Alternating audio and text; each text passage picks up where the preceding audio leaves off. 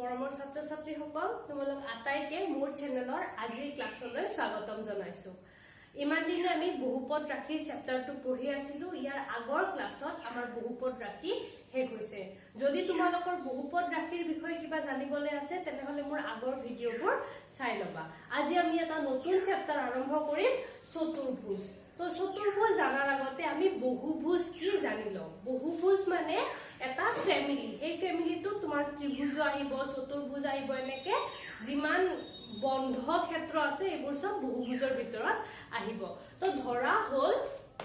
তুমি এনেকে কেইডালমান ৰেখা লগাই এটা বন্ধ অংশ আবৰি ৰাখিছা। এই ৰেখাবোৰ লাগি যদি এটা বন্ধ অংশ আবৰি থাকে তেনেহলে কি হ'ব? এই বন্ধ অংশটো কি বুলি কম? আমি এটা বহুভুজ বুলি কম। কিন্তু এই ৰেখাৰ সংখ্যা সসীম হ'ব লাগিব, অসীম সংখ্যক ৰেখা হ'ব নোৱাৰে। মানে তুমি ইয়াত থকা ৰেখা কিমানডাল আছে গণিব পাৰিব লাগিব, তেতিয়াহে আমি বস্তু এটা বহুভুজ বুলি কম। তো বহুভুজৰ যিটো সংজ্ঞা সেইটো মই ইয়াতে লিখি দিছো। সসীম সংখ্যক ৰেখাখণ্ডেৰে গঠিত এটা সৰল বন্ধ সমতলীয় চিত্ৰ বহুভুজ বোলে। তো সসীম সংখ্যকখিনি মই বুজাই দিলো যে আমি এনেকুৱা এটা বন্ধ ক্ষেত্ৰ আঁকিব লাগিব যাক সসীম সংখ্যক ৰেখাখণ্ডৰে আৱৰি থাকে। এইটো হৈ গল সসীম সংখ্যক ৰেখাখণ্ডৰে আৱৰি আছে। তো এইটো এটা বহুভুজ হ'ব। এইবোৰ বাৰু ৰেখা হ'ব লাগিব দিয়াচোন। মোৰ ইয়াতে কাৰ্ভ হৈ গল স্পিডত আগতে। এইবোৰ সব ৰেখা, এইবোৰ সব সিধা সিধা লাইন। সসীম সংখ্যক ৰেখাখণ্ডৰে গঠিত এটা সৰল। সৰল মানে কি? এইটো জটিল হ'ব নালাগিব। ধৰি লোৱা তুমি যদি এনেকে আঁকা, এইটোত কি হৈছে? এই ৰেখাবোৰ এটাৰ মাজত এটা সোমাই গৈছে। এটা ৰেখাৰ ভিতৰত যদি এনেকে সোমাই যায় আৰু কটাকটি কৰে তেতিয়াহলে সেইটো এটা সৰল বন্ধ সমতলীয় ক্ষেত্ৰ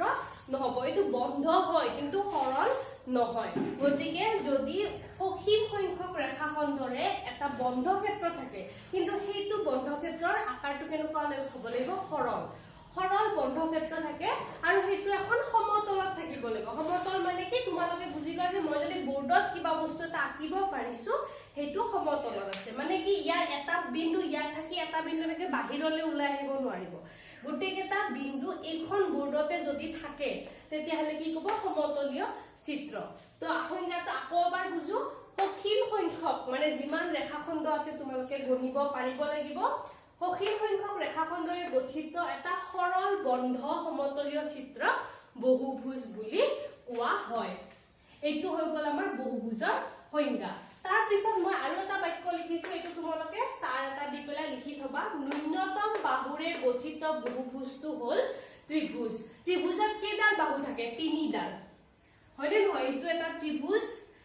এইটো এটা ত্ৰিভুজ। তোমালোকে যদি এনেকেও আঁকা এইটো এটা ত্ৰিভুজ। ত্ৰিভুজত মুঠতে কেইডাল বাহু থাকে? 3ডাল। তোমালোকে দুডাল বাহুৰে কেতিয়াও বহুভুজ আঁকিব নোৱাৰা, কাৰণ দুডাল বাহুৱে কেতিয়াও এটা বন্ধ ক্ষেত্ৰ তোমালোকক নিদিয়ে। চোৱা, মই দুডাল বাহু আঁকিছো, ইয়াৰ এই পাৰ্টটো খোলা আছে। দুডাল বাহুৱে কেতিয়াও তোমালোকক বন্ধ ক্ষেত্ৰ নিদিয়ে। যেতিয়াই তোমালোকে এটা বহুভুজ পাবা, এটা যদি তোমালোকক বন্ধ ক্ষেত্ৰ লাগে তেতিয়াহলে তোমালোকক মিনিমাম ন্যূনতম 3ডাল বাহু লাগিবই। গতিকে এইটো কেতিয়াবা 1 নম্বৰৰ প্ৰশ্নত আহিব পাৰে যে ন্যূনতম বাহুৰে গঠিত বহুভুজটো কি? তেতিয়া তোমালোকৰ উত্তৰ হ'ব ত্ৰিভুজ। তাৰ তলত মই কেইটামান বহুভুজ আঁকিছো। চোৱা, ইয়াতে 3ডাল বাহু আছে, এইটো ত্ৰিভুজ। ইয়াতে 4ডাল আছে, এইটো চতুৰ্ভুজ। ইয়াতে কেইডাল আছে? 1 2 3 4 5, তো এইটো পঞ্চভুজ। ইয়াতে 1 2 3 4 5 6, এইটো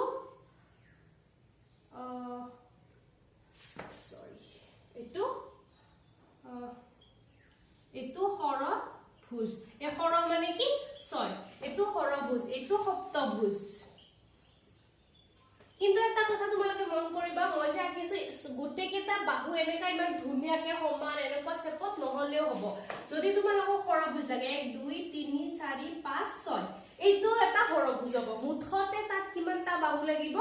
6টা। সৰভুজ মানে 6টা, সপ্তভুজ মানে 7টা। তোমালোকৰ এইটো জৰুৰী নহয় যে এনেকুৱা ধুনীয়া শেপতহে তোমালোকে সৰভুজ আঁকিব পাৰিবা। ঠিক আছে? মুঠতে তোমালোকৰ যদি 6ডাল বাহু থাকে তেতিয়াহলে সৰভুজ হ'ব, 7ডাল বাহু থাকিলে সপ্তভুজ হ'ব ইয়াত 1 2 3 4 5 6 7 8টা এটো অষ্টভুজ অষ্টভুজ তাৰ পিছত আৰু মই 9টা 10টা আকা নাই তোমালোকে এইটো চোৱা এইটো এটা কি 1 2 3 4 5 এইটো এটা কি পঞ্চভুজ এইটো এটা পঞ্চভুজ এইটো এটা পঞ্চভুজ তোমালোকে যদি এনেকুৱা ভিতৰৰ ফালে থাকে তেতিয়া তোমালোকে এইটো পঞ্চভুজ বুলিহে কবা 1 2 3 4 5 ইয়াতে কেটা 1 2 3 4 5 6 তোমালোকৰ যি শেপ নহওক কিয় তোমালোকে কেৱল বাহুৰ নম্বৰটো গণিবা আৰু কবা যে এইটো অমুক ভুজ এইটো চোৱা এইটো এটা তৰা শেপৰ হয় না নাই ইয়াত যদি তোমালোকে কাউন্ট কৰা ইয়াতে টোটাল 10টা আছে তো এইটো কি হ'ব দশভুজ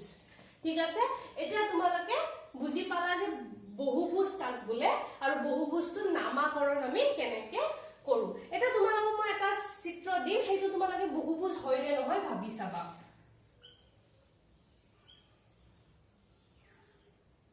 এইটো এটা বহুভুজ হয় নে নহয় এইটো এটা বহুভুজ নহয় কাৰণ এই বন্ধ ক্ষেত্ৰ নহয় যদি ইয়াৰ ভিতৰত তোমালোকে পানী ভৰোৱা পানী এনেকে উলাই লিক কৰিব গতিকে কি হ'ল এইটো এটা বন্ধ ক্ষেত্ৰ নহয় আৰু কিন্তু আমাৰ বহুভুজ হ'বলে হলে এটা বন্ধ ক্ষেত্ৰ লাগিব গতিকে এইটো তোমালোকৰ বহুভুজ নহয় তাৰ পিছত এইটো তোমালোকৰ কিতাপৰ উদাহৰণৰ পৰা লৈছো কিতাপত আৰু এটা উদাহৰণ আছে এইটো বহুভুজ হয় নে নাই এইটো চোৱা সসীম সংখ্যক ৰেখাখণ্ড আছে বন্ধ ক্ষেত্ৰ হয় কিন্তু ইখিনি বন্ধ নহয় গতিকে এইটো কি হয় এটা সৰল চিত্ৰ নহয় গতিকে এইটো এটা বহুভুজ নহয় এইটো ইমান টান নহয় বহুভুজৰ ডেফিনেশন কিনি মই যিমান পাৰো তোমালোকক বুজাই দিলো বাকি তোমালোকে বহুভুজৰ নম্বৰবোৰ মনত ৰাখি গণি গণি যাবা ত্ৰিভুজ চতুৰ্ভুজ পঞ্চভুজ ষড়ভুজ সপ্তভুজ অষ্টভুজ নৱভুজ দশভুজ ঠিক আছে এতিয়া তোমালোকে স্ক্ৰিনশ্বট ললে লৈ লব পাৰা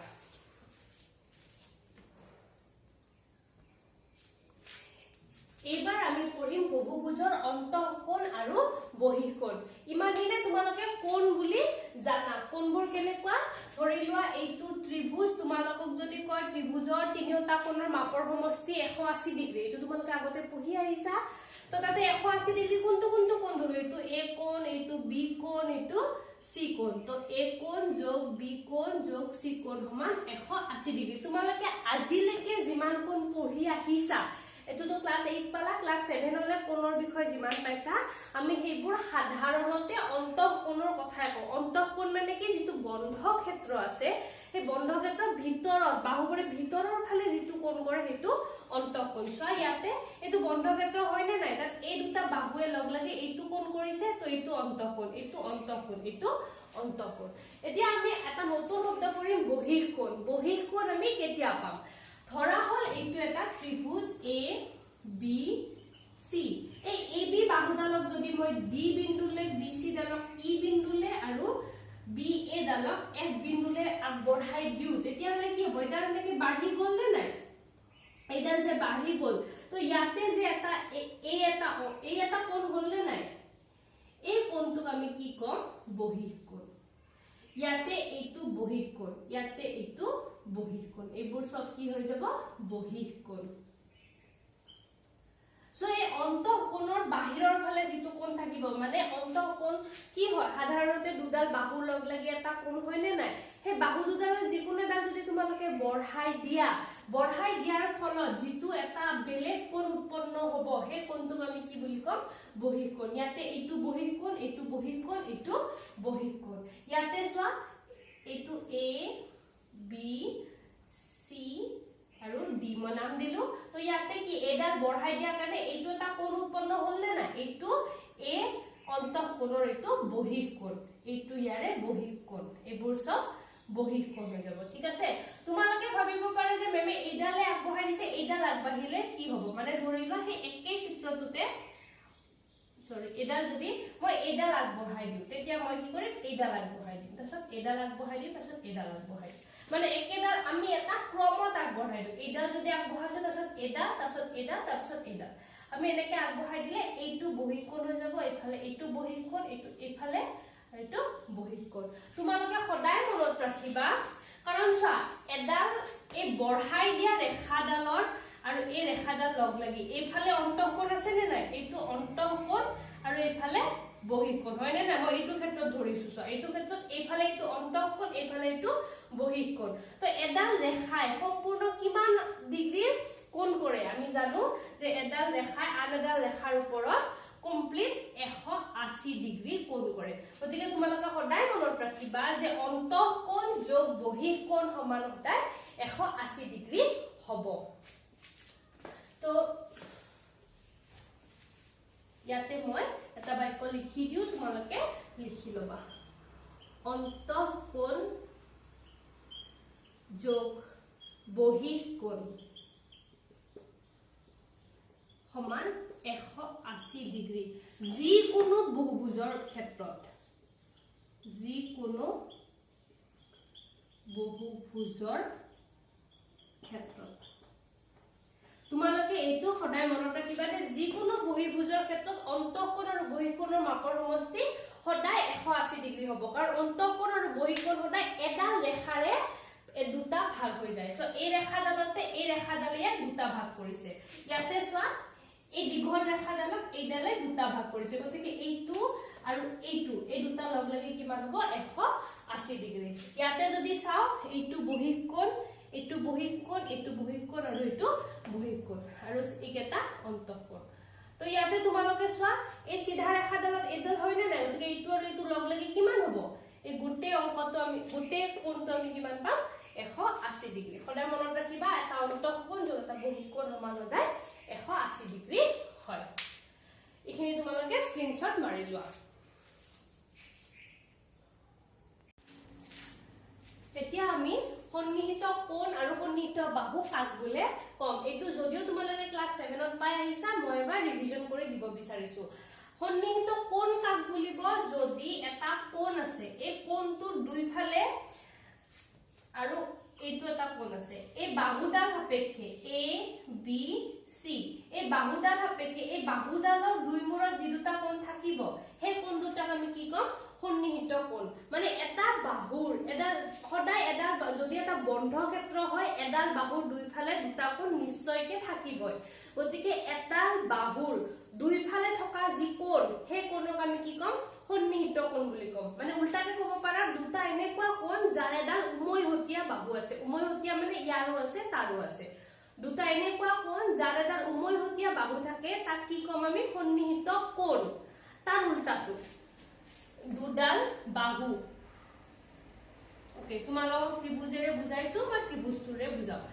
ধৰিলা এইডাল এডাল বাহু আৰু এইডাল এডাল বাহু এই বাহু দুডালৰ এইটো উমৈহতীয়া কোণ হয়নে নাই তো দুডাল বাহুৰ যদি এটা উমৈহতীয়া কোণ থাকে তেতিয়াহলে আমি কি কম এই বাহুডাল এই কোণটো সাপেক্ষে কি হ'ব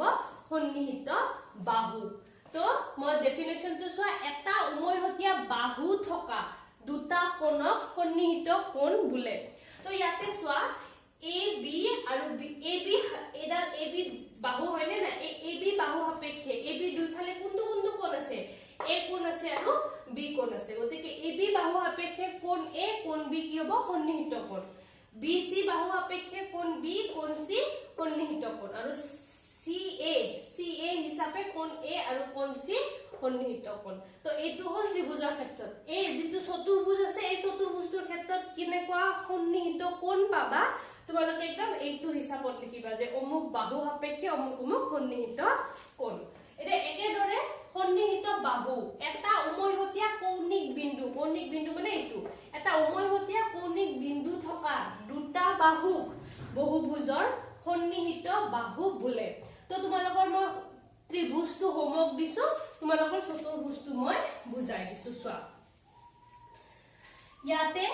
এ কোণটো ধৰি লোৱা এই কোণটোৰ দুইফালে দুডাল বাহু আছে নে নাই এ ডি আৰু এ বি গতিকে এ কোণ সাপেক্ষে এ ডি আৰু এ বি তোমালোকৰ সন্নিহিত বাহু বি কোণ হিচাপে বি এ আৰু বি সি সি কোণ হিচাপে সি বি আৰু সি ডি আৰু ডি কোণ হিচাপে ডি এ আৰু ডি সি তোমালোকৰ সন্নিহিত বাহু তোমালোকে ইয়াতে সন্নিহিত কোণৰ ক্ষেত্ৰত চতুৰ্ভুজটো আৰু সন্নিহিত বাহুৰ ক্ষেত্ৰত ত্ৰিভুজটো এনেকে কমপ্লিট কৰি পেলাই মোক দেখাবা এইটো তোমালোকৰ হোমৱৰ্ক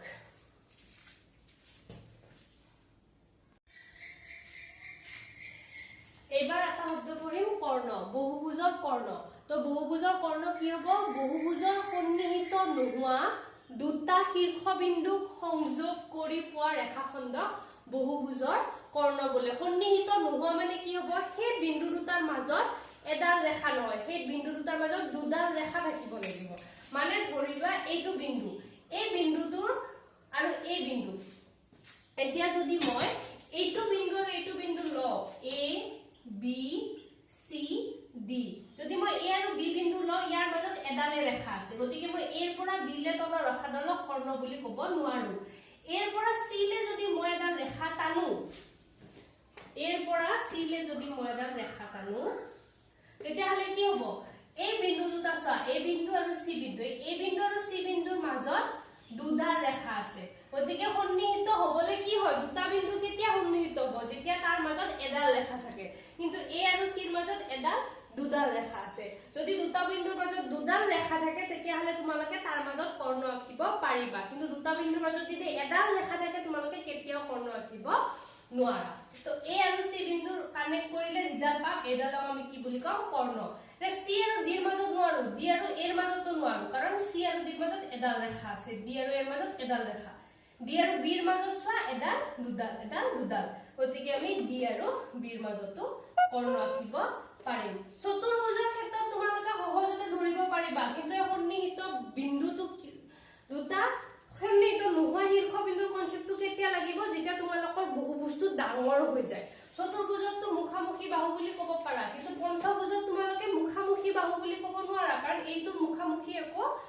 বিন্দু নাই মুখামুখি বিন্দু ক'বলে হলে ইয়াতে নোৱাৰা গতিকে এই বিন্দুটোৰ পৰা ইয়াত নোৱাৰা বাকি ইয়াতো পাৰিবা আৰু ইয়াতো পাৰিবা আৰু ইয়াৰ লগত ইয়াতে নোৱাৰা গতিকে আমি যদি ইয়াৰ পৰা দুডাল কৰ্ণ আঁকো ই ইয়ালে আৰু ইয়ালে আহিব ইয়াৰ পৰা আঁকিলে ইয়ালৈ আৰু ইয়ালৈ এতিয়া চোৱা আৰু ইয়াৰ পৰা আঁকিলে সো ইয়াৰ পৰা ইয়ালে এডাল আঁকিছো আৰু ইয়ালৈ এডাল আঁকিব পাৰিম তো আমি চোৱা আমি কৰ্ণ কেতিয়া আঁকিব পাৰিম কৰ্ণ যদি কি সন্নিহিত বাহু নহয় তো চতুৰ্ভুজৰ ক্ষেত্ৰত এটা বিন্দুৰ পৰা এডালে কৰ্ণ ওলাইছে পঞ্চভুজৰ ক্ষেত্ৰত এটা বিন্দুৰ পৰা দুডাল কৰ্ণ ওলাইছে তোমালোকে যদি সৰভুজ উলিওৱা সৰভুজত চোৱা ইয়াৰ পৰা এইটোত নোৱাৰো বাকি তিনিওটাতে পাৰিম এটা দুটা তিনটা হেনেকে ইয়াৰ পৰা এইটোত আৰু এইটোৰ বাহিৰে কাৰণ ইয়াৰ লগত এইটো এটা সন্নিহিত কোণ আৰু ইয়াৰ পৰা এইটো এটা সন্নিহিত কোণ গতিকে ইয়াৰ পৰা এই দুটা বাদ দি আমি প্ৰত্যেকটোলৈকে এডাল এডাল কৰ্ণ আঁকিব পাৰিম ইয়াৰ পৰা এইটোত নোৱাৰো আৰু এইটোত নোৱাৰো বাকি এই তিনিটা পাৰিম এনেকে তোমালোকৰ যিমানে বহুভুজটো ডাঙৰ হৈ যাব তোমালোকৰ কৰ্ণৰ সংখ্যাও বাঢ়ি যাব এতিয়া চোৱা ত্ৰিভুজৰ ক্ষেত্ৰত মই ত্ৰিভুজটো কিয় আঁকা নাই ইয়াতে তোমালোকে আৰু আঁকিব পাৰিবা ইয়াৰ পৰা এডাল আঁকিলে হ'ব এডাল আঁকি থৈ দিম প্ৰত্যেকৰে পৰা ইয়াৰ পৰা তিনডাল চোৱা চতুৰ্ভুজলে এটা বিন্দুৰ পৰা এডালে ওলাইছে পঞ্চভুজত দুডাল ওলাইছে সৰভুজত তিনডাল ওলাইছে সপ্তভুজত চাৰিডাল ওলাব ঠিক আছে এতিয়া হেনেকে তোমালোকে বাঢ়ি যাব গতিকে তোমালোকে সদায় মনত ৰাখিবা তোমালোকে এটা বিন্দুৰ পৰা কেনেকুৱা বিন্দুলে কৰ্ণ আঁকিব পাৰিবা যিটো তোমালোকৰ সন্নিহিত বিন্দু নহয় এটা ত্ৰিভুজত চোৱা এই বিন্দুটোৰ লগত এইটো বিন্দুও সন্নিহিত হয় কাৰণ ই আৰু ই এটাল বাহুৰে কানেক্টেড হৈছে ইয়াৰ লগত ইও সন্নিহিত হয় গতিকে ইয়াৰ পৰা মই এটা কৰ্ণ আঁকিব নোৱাৰো ইয়াৰ পৰা চোৱা এইটোও সন্নিহিত আৰু ইয়াৰ পৰা ইও সন্নিহিত গতিকে ত্ৰিভুজৰ পৰা আমি কৰ্ণ আঁকিব নোৱাৰো কৰ্ণ নাই ত্ৰিভুজৰ যদি কৰ্ণ নাই আমি কি ক'ব পাৰো চতুৰ্ভুজ হল এনেকুৱা বহুভুজ যত আমি ন্যূনতম বাহুযুক্ত বহুভুজ কি যত আমি কৰ্ণ আঁকিব পাৰো চতুৰ্ভুজ কাৰণ চাৰিটাতকে তলত ত্ৰিভুজত আমি কৰ্ণ আঁকিব নোৱাৰো কৰ্ণ আঁকিব পৰা আটাইতকৈ ন্যূনতম বাহু বিশিষ্ট বহুভুজটো হল চতুৰ্ভুজ তো এইখিনি আমাক কৰ্ণৰ বিষয়ে লাগে এই কৰ্ণৰ পৰা আমি আৰু পিছত বেলেগ অংক কৰিম এটো নেক্সট চেপ্টাৰত আহিব এতিয়ালৈকে আমাক কৰ্ণৰ ডেফিনেশনটো ইম্পৰ্টেন্ট আৰু তোমালোকে কৰ্ণ কেনেকে আঁকিবা হেতু ইম্পৰ্টেন্ট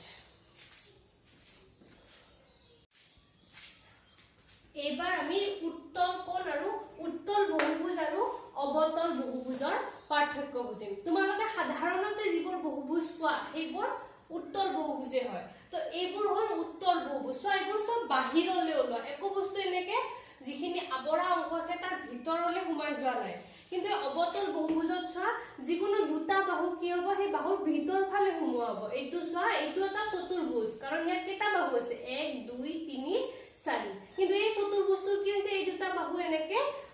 মানে ভিতৰৰ ফালে সোমাই গৈছে এইটো এটা পঞ্চভুজ 1 2 3 4 5 কিন্তু নরমালি আমি পঞ্চভুজ কি এনেকে হে আঁকিছিলো তে এনেকুৱা যদি হয় ইয়াতো পাঁচটা বাহু আছে এখন সমতলত আছে আৰু কিমানটা বাহু আছে গণিব পাৰি এইটো এটা বন্ধ ক্ষেত্ৰ গতিকে এইটো এটা বহুভুজ হ'ব কিন্তু এইটো কেনেকুৱা বহুভুজ হ'ব ই এটা অবতল বহুভুজ কাৰণ ইয়াৰ এইখিনি ভিতৰলৈ সোমোৱা ইয়াতে চোৱা ইয়াৰ দুইফালে এনেকে ভিতৰলৈ সোমোৱা ইয়াতে কেইটা বাহু আছে 6টা গতিকে এইটো হ'ব অবতল সৰভুজ ইয়াতে 10টা বাহু আছে কিন্তু এই 10টা বাহুৰ কি আছে এইখিনি ভিতৰলৈ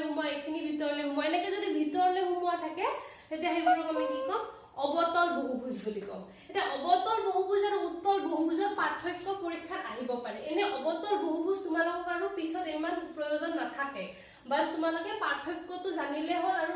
বহুভুজ এটা দেখি তোমালোকে গম পাব লাগিব যে হেতু উত্তল বহুভুজ নে অবতল বহুভুজ কেতিয়াবা পৰীক্ষাত এনেকে 3টা 4টা ফটো দি কব ইয়াৰ পৰা উত্তল বহুভুজ আৰু অবতল বহুভুজ কেটা ভাগ কৰা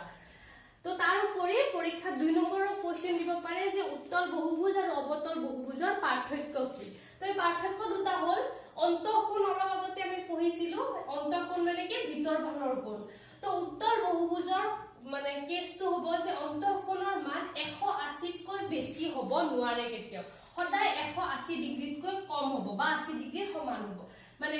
সৰি 80 ডিগ্ৰীতকৈ সমান নহয় এই যে অন্তঃকোণ আছে ই কেতিয়াও এটো আমাৰ সৰল কোণ হয় নে নাই এটো সৰল কোণ তো এই সৰল কোণটো কিমান 180 ডিগ্ৰী এই সৰল কোণটো 180 ডিগ্ৰী তো 180 কে এই অন্তঃকোণৰ মান কেতিয়াও বেছি হ'ব নোৱাৰে সদায় কম হ'ব কিন্তু তোমালোকে নাভাবিবা যে মুঠ অন্তঃকোণৰ কথা কৈছে মুঠৰ কথা কোৱা নাই প্ৰতিটো অন্তঃকোণৰ কথা কৈছে মানে উত্তল বহুভুজত প্ৰতিটো অন্তঃকোণৰ মান 180 কে বেছি হ'ব নোৱাৰে মানে উত্তল বহুভুজত এনেকে সিধা লাইন থাকিব নোৱাৰে আৰু ইফালে কি কৈছে কমেও এটা অন্তঃকোণৰ মান 180 ডিগ্ৰীতকৈ বেছি তো এই কোণটো চোৱা এই কোণটো কি 180 কে বেছি হয় নে না এইটোৱে 180 তো আমি যদি এনেকুৱা দিউ তেতিয়ালে এই কোণটো 180 কে obviously বেছি হ'ব এইটো কোণ 180 কৈ বেছি ইয়াৰে এইটো অন্তঃকোণ চোৱা 180 কৈ বেছি ইয়াতে দুটা 180 কৈ বেছি অন্তঃকোণ আছে ইয়াতে চোৱা এই আটাইবোৰ কি 180 কৈ বেছি তো মই সব কোণবোৰ এনেকে গোল গোল কৰিছো যত তোমালোকে গম পোৱা যে কমেও এটা কোণ ইয়াতে এটা ইয়াতে দুটা ইয়াতে 1 2 3 4 5 6টা অন্তঃকোণ আছে যাৰ মান 180 ডিগ্ৰীতকৈ বেছি এটো হৈ গল 1 নম্বৰ পাৰ্থক্য আৰু 2 নম্বৰ পাৰ্থক্য হ'ল যে ইয়াৰ ভিতৰত যিবোৰ কৰ্ণ আঁকিবা হেবোৰ সদায় এই বন্ধ ক্ষেত্ৰৰ মাজতে থাকিব অলপ আগতে মই কৰ্ণ বুজাতে যিমানডাল কৰ্ণ আঁকিছো সব ভিতৰতে আছে নে নাই যেনেকৈ ইয়াত কি বস্তু নাহিব ইয়াত চোৱা কৰ্ণ ইয়াৰ ভিতৰতে আছে কৰ্ণ বাহিৰলৈ যোৱা নাই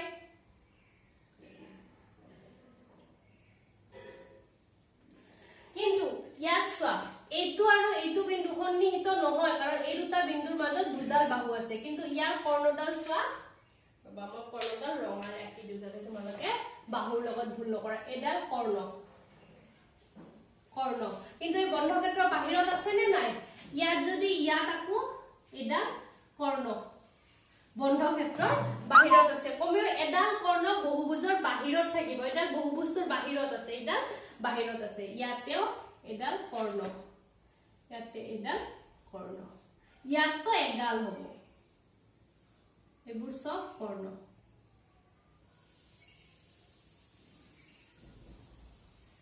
এবোৰ কি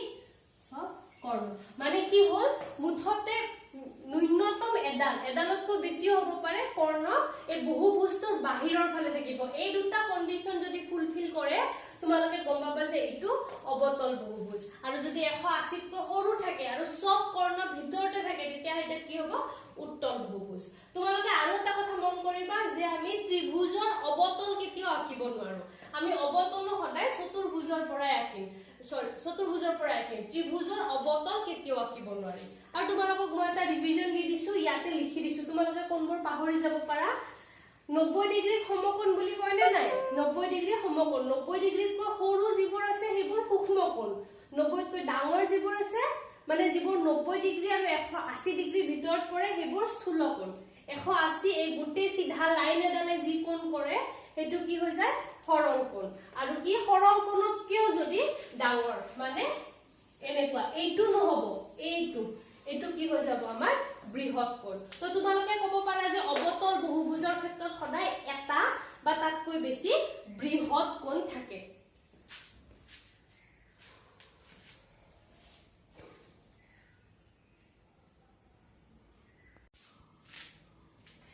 এবাৰ আমি সুষম বহুভুজ আৰু বিষম বহুভুজৰ সংজ্ঞা কৰিম যদিও তোমালোকে নামটোৰ পৰা বুজি পাইছাই তথাপি সংজ্ঞাটো মনত ৰাখিবলৈ মই শিকাই দিওঁ যিবোৰ বহুভুজৰ বাহুৰ দিশবোৰ সমান আৰু অন্তঃকোণবোৰ সমান তেনে বহুভুজক সুষম বহুভুজ বোলে মানে কি হ'ব ইয়াৰ বাহুবোৰ সমান হ'ব লাগিব আৰু তোমালোকে এটা কথা জানিবা যদি কিবা এটা বহুভুজৰ বাহু কেইডাল সমান হয় তাৰ কোণ কেইডাল গোটেইকেইটা কোণ নিশ্চয়কৈ সমান হ'বই বা তাৰ উল্টাটো যদি গোটেইকেইটা কোণ সমান হয় তেনেহলে বাহু কেইডাল নিশ্চয়কৈ সমান হ'বই গতিকে ইয়াৰে যিকোনো এটা হলে হয়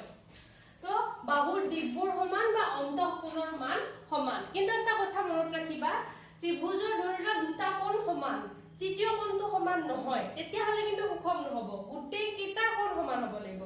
চতুৰ্ভুজৰ বোলে তিনিটা সমান এটা নহয় তেতিয়াও নহব গোটেই কেইটা সমান হলে হেতু সুষম বহুভুজ হ'ব আৰু বিষম যিবোৰ বাহুৰ দিশ অসমান অন্তঃকোণৰ মান অসমান তেনে বহুভুজক আমি বিষম বহুভুজ বুলিম সো এইটো এটা সমকোণী ত্ৰিভুজ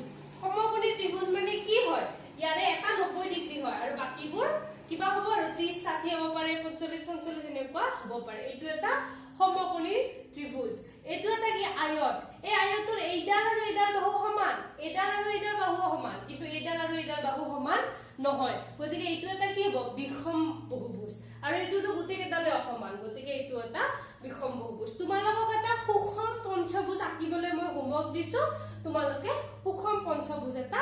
আঁকিবা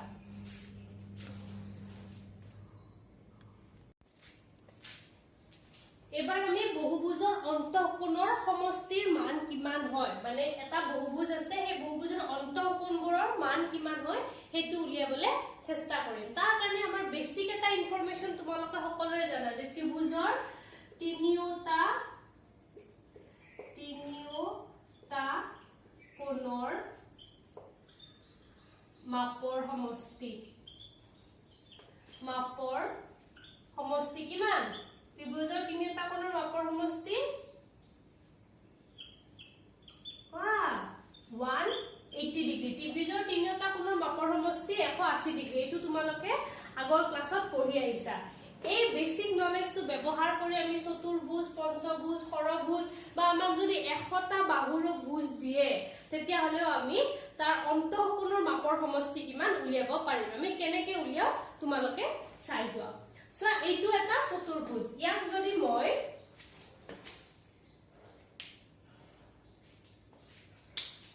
এই চতুৰ্ভুজটোক যদি মই মাজেদি এডাল কৰ্ণ আঁকো এতিয়া তোমালোকে চোৱা এইটো এটা ত্ৰিভুজ হৈ গ'ল নে নাই এ বি সি ডি এটা আমাৰ কি হয় চতুৰ্ভুজ কিন্তু এ বি সি অকল এই পাৰ্টটো এটা ত্ৰিভুজ এই পাৰ্টটো এটা ত্ৰিভুজ গতিকে এই চতুৰ্ভুজটোত আমাৰ দুটা ত্ৰিভুজ আছে গতিকে ইয়াৰ অন্তঃকোণৰ সমষ্টি কিমান হ'ব অন্তঃকোণৰ মাপৰ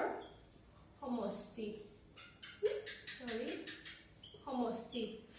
চতুৰ্ভুজৰ অন্তঃকোণৰ মাপৰ সমষ্টি চোৱা ইয়াতে ত্ৰিভুজ আছে দুটা গতিকে 2 পূৰণ 180 ডিগ্ৰী হ'বনে নাই চতুৰ্ভুজৰ অন্তঃকোণৰ মাপৰ সমষ্টি দুটা ত্ৰিভুজৰ পৰা কিমান হৈ গ'ল 2 পূৰণ 180 ডিগ্ৰী ইয়াতে চোৱা ইয়াতে যদি মই এডাল আঁকো এইটো এটা ত্ৰিভুজ হৈ গ'ল কিন্তু এইটো এতিয়াও এটা ত্ৰিভুজ নহয় তাৰ পিছত যদি মই এনেকৈ আঁকো ইয়াতে কেইটা ত্ৰিভুজ পালো এটা ত্ৰিভুজ দুটা ত্ৰিভুজ আৰু তিনিটা ত্ৰিভুজ এতেকে পঞ্চভুজৰ অন্তঃকোণৰ মাপৰ সমষ্টি ইয়াতে কেইটা ত্ৰিভুজ আছে এটা দুটা তিনটা গতিকে মই কি পাম 3 পূৰণ 180 ডিগ্ৰী এটো সৰভুজ হলে ছটা বাহু বিশিষ্ট এটা বহুভুজ ইয়াতে যদি মই এনেকে ত্ৰিভুজ আঁকি লও তোমালোকে যেনেকে ইচ্ছা তেনেকেও কৰিব পাৰা মই এনেকে দিছো তোমালোকে এটা ইয়াত নিদি ইয়াতো দিব পাৰা এটা ইয়াত নিদি ইয়াতো দিব পাৰা তোমালোকৰ নিজৰ ইচ্ছা মতে ইয়াতে চোৱা কেইটা ত্ৰিভুজ পালো এটা দুটা তিনিটা চাৰিটা সৰভুজত মই কেইটা পালো চাৰিটা সৰভুজৰ অন্তঃকোণৰ মাপৰ সমষ্টি কিমান হ'ব 4 পূৰণ 180 ডিগ্ৰী তোমালোকে ইয়াতে এটা ট্ৰেন্ড লক্ষ্য কৰিবা যদি ত্ৰিভুজ থাকে তেতিয়ালে কিমান হয় এই 180 টোক মই 1 পূৰণ 180 ডিগ্ৰী লিখিলো যাতে মই ট্ৰেন্ডটো বুজি পাও ত্ৰিভুজত আছে 1 পূৰণ 180 ডিগ্ৰী চতুৰ্ভুজত 2 পূৰণ 100 পঞ্চভুজত 3 পূৰণ 100 সৰভুজত 4 পূৰণ 100 তো এই 1 টো মই কি লিখিব পাৰো 3 বিয়োগ 2 3 বিয়োগ 2 মানে হয়নে নাই পূৰণ 180 ডিগ্ৰী 3 কিয় লিখিলো কাৰণ ত্ৰিভুজত বাহু আছে 3টা চতুৰ্ভুজত 2 আছে চতুৰ্ভুজৰ বাহু কিমানটা 4টা গতিকে মই 4 টোক যদি 2 হিচাপত লিখিব লাগে কি লিখিম 4 বিয়োগ 2 4 বিয়োগ 2 2 হয়নে নাই পূৰণ 180 ডিগ্ৰী এটো কি পঞ্চভুজ মানে কিমান হ'ব 5 5 পৰা যদি মোক 3 লাগে কি কৰিম 5 বিয়োগ 2 পূৰণ 180 ডিগ্ৰী সৰভুজত 6 বিয়োগ 2 পূৰণ 180 ডিগ্ৰী এতিয়া তোমালোকে যদি এই লাইনটো অলপমান মনোযোগ দিয়া তেতিয়া গম পাবা যে যেটো প্ৰথম সংখ্যা সেই সংখ্যাটোৱে আমাক বহুভুজৰ বাহুৰ মান দি আছে ত্ৰিভুজত কেইটা বাহু 3টা চতুৰ্ভুজত 4টা পঞ্চভুজত 5টা মানে এই তোমালোকে অকল এই পাৰ্টটো এখিনি বাদ দিয়া এই পাৰ্টটো চোৱা প্ৰথম যেটো আমাক সংখ্যা পাইছো সেই সংখ্যাটোৱে আমাক সেই বহুভুজটোত থকা বাহুৰ মান দি আছে আৰু দ্বিতীয় সব গুটেকেটা -2 আৰু ইপিনে পূৰণ 180 ইখিনি একে গতিকে তোমালোকক যদি মই কও এই ট্ৰেন্ডটো যদি আৰু আগুৱাই যায় সৰভুজ যদি সপ্তভুজ হয় তেতিয়ালে 7 - 2 হ'ব অষ্টভুজত 8 - 2 হ'ব দশভুজত 10 - 2 * 180 ডিগ্ৰী হ'ব তোমালোকৰ এতিয়া যি কোনো নাম্বাৰৰ যদি বহুভুজ দিয়ে তোমালোকে এই ফৰ্মুলাটো ব্যৱহাৰ কৰি তোমালোকৰ কি কৰিব পাৰিবা বহুভুজৰ অন্তঃকোণৰ মান উলিয়াব পাৰিবা নে নাই তো তোমালোকক যদি মই দিও যে 100 বাহু বিশিষ্ট বহুভুজৰ অন্তঃকোণৰ মাপৰ সমষ্টি উলিয়া তোমালোকে কি কৰিবা 100 বিয়োগ 2 পূৰণ 180 ডিগ্ৰী মানে কিমান হল 98 * 180 ডিগ্ৰী হৈ গল তোমালোকৰ 100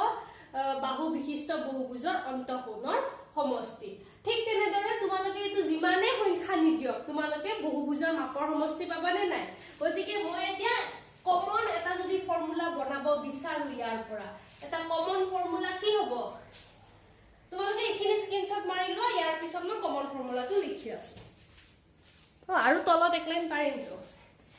এতেকে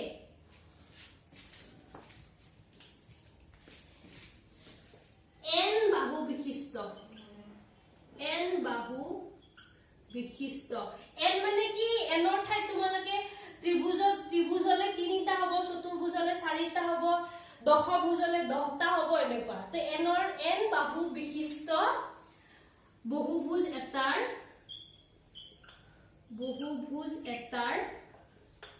অন্তঃকোণৰ মাপৰ সমষ্টি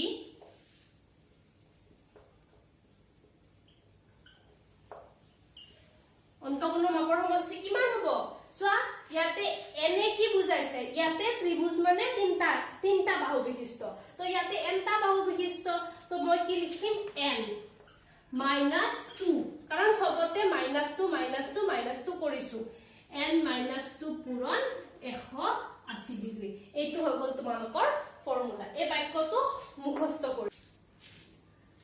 তো এতিয়া আমি কি পালো n বাহু বিশিষ্ট বহুভুজ এটাৰ অন্তঃকোণৰ মাপৰ সমষ্টি কিমান পালো n - 2 *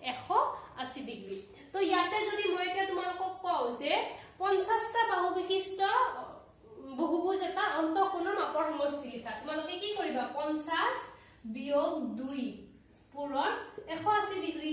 মানে 50 ৰ 2 গলে কিমান হ'ব 48 ইনটু 180 ডিগ্ৰী এই ইমানটো কি হৈ যাব 50 টা বাহু বিশিষ্ট বহুভুজ এটাৰ অন্তঃকোণৰ মাপৰ সমষ্টি সহজ হয়নে নাই তো তোমালোকে এইখিনি স্ক্ৰিনশ্বট মাৰি লোৱা তোমালোকে এই ফৰ্মুলাটো ৰাখিব পাৰা কিন্তু ইয়াৰ আৰু এটা ডিৰাইভ ফৰ্মুলা আছে আমি হেতু আলোচনা কৰিম ইয়াতে ঠাই নাই তো এইখিনি তোমালোকে স্ক্ৰিনশ্বট মাৰি লোৱা তাৰ পিছৰখিনি মই লিখি দিম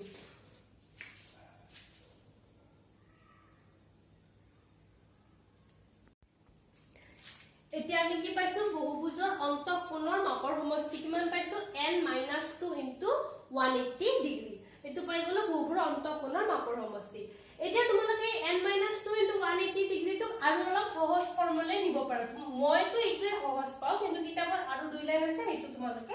চাই লোৱা তো n - 2 টো মই এনেকে ৰাখিলো 180 90 পূৰণ 2 সমান কিমান 18 180 হয়নে নাই গতিকে মই 180 টো কি লিখিব পাৰো 2 পূৰণ 90 হল এই 2 টো যদি মই ব্ৰেকেটৰ ভিতৰত ভৰাই দিও তেতিয়া হলে কি হ'ব 2 ৰে n টুৱাইস n minus 2 2 গুণ 4 twice n minus 4 into 90 degree এইটো এটা সমীকৰণ তোমালোকে যোনটো সুবিধা পোৱা নিজৰ যোনটো মনত থাকে তোমালোকে এইটো ব্যৱহাৰ কৰিবা এইটো এটা আৰু এইটো এটা এতিয়া ধৰিলা বহুভুজ এটা অন্তঃকোণৰ সমষ্টি তোমালোকে পালা এটা এটা সুষম বহুভুজ আছে সুষম বহুভুজৰ প্ৰতিটো কোণৰ মাপ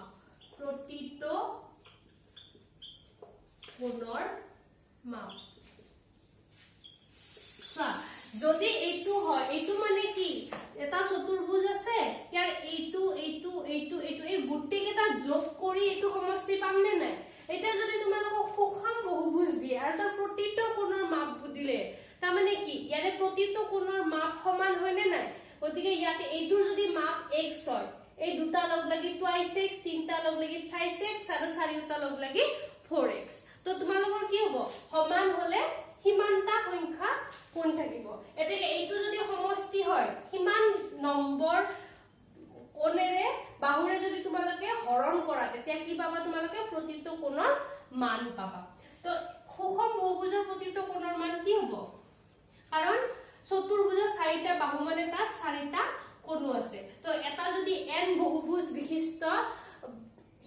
বাহু বিশিষ্ট বহুভুজ থাকে তেতিয়া হলে তাৰ কোণৰ সংখ্যা কিমান হ'ব n গতিকে গুটে n টা কোণৰ মাপৰ সমষ্টি যদি ইমান হয় এটা কোণৰ মান কিমান হ'ব টুৱাইস n - 4 into 90 হৰণ n এনেৰে হৰণ কৰিলে তোমালোকে কি পাবা এটা কোণৰ মান পাবা এইটো এটা মুখস্থ কৰিবলগীয়া ফৰ্মুলা তোমালোকৰ এইটো ফৰ্মুলা এইটো এটা ফৰ্মুলা আৰু এইটো ফৰ্মুলা ইয়াৰে এইটো বা এইটো যিকোনো এটা ৰাখিব পাৰা আৰু n টোৰে ইয়াক হৰণ কৰিলে তোমালোকৰ একে উত্তৰে ওলাব বা মই দুইটা লিখি দিও বা কি হ'ব n - 2 into 180 হৰণ n এইটোও হয় তোমালোকৰ যোনটো পছন্দ লাগে তোমালোকে হেতু ফৰ্মুলা ব্যৱহাৰ কৰিব পাৰে এতিয়া আৰু এটা আছে বহুভুজৰ বহিঃ কোণৰ মান বহিঃ কোণৰ মাপৰ সমষ্টি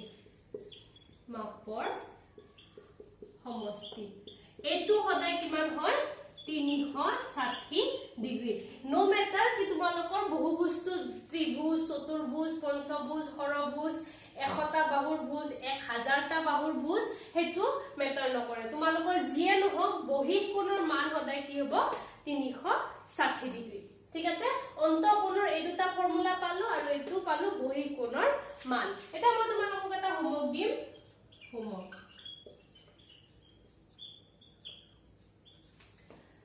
64টা বাহু বিশিষ্ট সুষম